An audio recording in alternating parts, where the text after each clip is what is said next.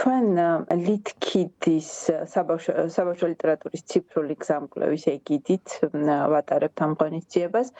ესეთ ულამაზეს სივრცეში ჯანინის სახელოსნოში გვექნება ერთდროულად წიგნის კითხვას და თან ცოტას ასე ვთქვათ ვიჩხირ კედელავებთ და სხვადასხვა რაღაცებს მოვამზადებთ.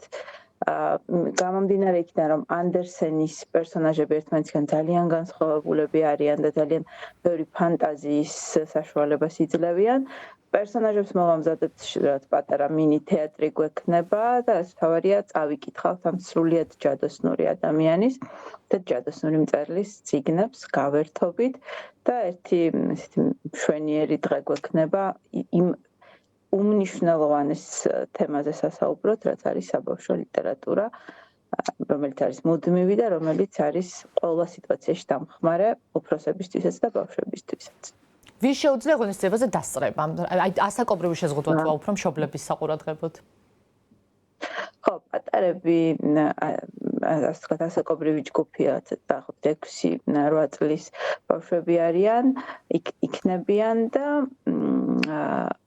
მათთან ერთად გვექნება ეს ძალიან საინტერესო დღე.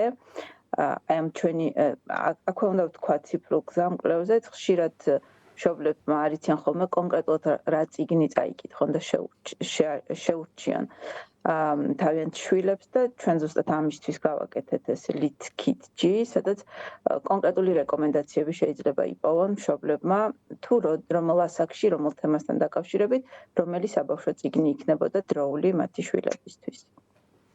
დიანა, ჰანს ქრისტიან ანდერსენი არის მეზღაპრე, რომელთანაც წარმატება დიდება ასე ერთბაშად არ მოსულა. რა არის ის, როგორ ფიქრობთ, რა არის ის, რაც მას მილიონობით ბავშვის უსაყვარლეს მეზღაპრედ აქცევს? რა არის ის, რამაც გაუძლო დროს მის ღაპრებთან ერთად?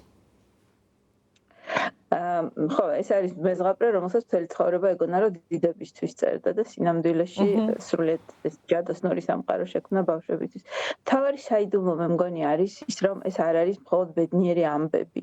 ეს არის ყველანაირი ამბები, ყველანაირი ბავშვებისთვის. მისი გმირები, მისი პერსონაჟები ზოგჯერ რაღაცნაირად რთულ სიტუაციაში ვარდებიან, სევდიანებიც არიან, ზოგჯერ და ჩაგრულებიც არიან და საბავშვო ლიტერატურის მთავარი ჯადოქრობა არის ეს რაღაცნაირი მნიშვნელოვანი სევდა მოიხელთო, რომელიც ადამიანს ადამიანად აქცევს და რაც არის მთავარი ფუნქცია საბავშვო წიგნების წაკითხვის. ჩემთვის ანდერსენი პირველ რიგში არის ყველაზე დიდი ჰუმანისტი და ადამიანი, რომელიც ყველაზე უკეთ ასწავლის სინამდვილეში რა არის ადამიანი და სინამდვილეში როგორი მნიშვნელოვანია ადამიანი იყოს ადამიანის გვერდით.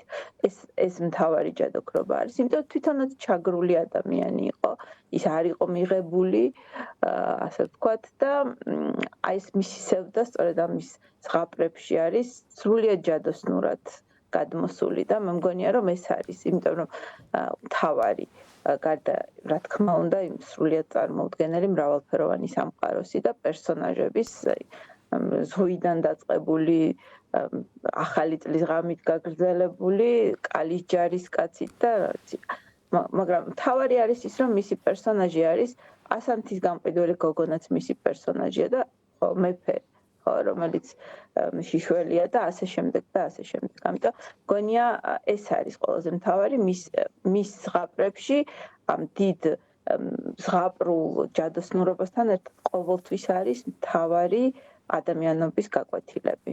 მგონია ეს არის მთავარი საიდუმლო, რატომ შეგვიყვარდა ყველას ესე ძალიან. დენა, თქვენ ახსენებთ, რომ მშობლებს ხშირად უჭირთ შეარჩიონ წიგნები თავიანთი შვილებისთვის. არ არის ეს მარტივი არჩევანი. იქიდან გამომდინარე, რომ 2 აპრილი ჰანს ქრისტიან ანდერსენის დაბადების დღესთან ერთად არის საბავშვო წიგნის საერთაშორისო დღეც. აი, ზუსტად ამ კონტექსტში მინდა გკითხოთ, რა არის ის, რაც თქვენი აზრით არ შეცვლილა, მოთხოვნები, თქვათ, დატვირთვა საბავშვო წიგნის, რაც დროსთან ერთად დარჩა უცვლელი და შეეცვალა თუ არა ფუნქცია, მისია, დანიშნულება საბავშვო წიგნებს დროსთან ერთად. რა ნიშნით ირჩევენ დღეს საბავშვო წიგნებს მშობლები ისევ და ისევ თავიანთი შვილების სურვილებიდან გამომდინარე? ხა. პირველი მთავარი ნიშანი უნდა იყოს ბავშვებმა უნდა აირჩიონ საბავშვო წიგნი, ეს არის ძალიან მნიშვნელოვანი თავისუფალი არჩევანი. მე მგონია რომ ისევე როგორც ყველა კარგი საბავშვო წიგნი ერთდროულად ბავშვებისთვის არის და უფროსებისთვის არის, ყველა კარგი წიგნი საერთოდ მარადიულია და მუდმივია. ამას ამტკიცებს ის, რომ თქო რამდენიმე საუკუნის წინ დაწერილი იგივე ანდერსენის ზღაპრებს დღეს ვკითხულობ და არ ვიცი, ყველა ჩვენი ძვირფასი წერალი და მეზღაპრე დღეს თუნდაც ოდნავ სხვაგვარი კონტექსტით იკითხება, მაგრამ მარადიულია და მნიშვნელოვანი.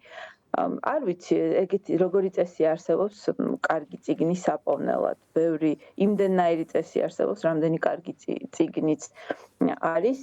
მე მგონია რომ ჩვენ შეგვიძლია რაღაცა უბრალოდ ვურჩიოთ ჩვენს ძვირფას მშობლებს, რომ ქართულ საბავშვო ლიტერატურაშიც მოძებნონ საინტერესო რამები და თანამედროვე ქართულ საბავშვო ლიტერატურას ძალიან ბევრი კარგი ავტორი ყავს და შეიძლება აქაც იპოვონ ბავშვებისთვის ის რაც უნდათ, იმიტომ რომ ძალიან მნიშვნელოვანია, როდესაც ერთი არის რაღაც წიგნები, რომელიც რამდენიმე საუკუნის განმავლობაში ყველას გვიყვარს და ჩვენმა მშობლებმა წაიკითხეს და ჩვენც და ჩვენი შვილებიც კითხულობენ, მაგრამ მეორე არის ჩვენ ამბებზე წიგნები, რომლებიც დღეს იწერება და როდესაც რომელიმე თანამედროვე 8 წლის, 9 წლის ბავშვი თავის თავს, თავის ქუჩას, თავის პრობლემას პოულობს, თუნდაც 10 წლის წინ დაწერილ წიგნში, ეს ძალიან მნიშვნელოვანია და ამიტომ მგონია ამის ბალანსი, მუდმივი, მარადიული, კლასიკური ლიტერატურის და თანამედროვე ლიტერატურის ერთგვარი ბალანსი არის ყველაზე კარგი საშუალება ვუპოვოთ ჩვენ შვილებს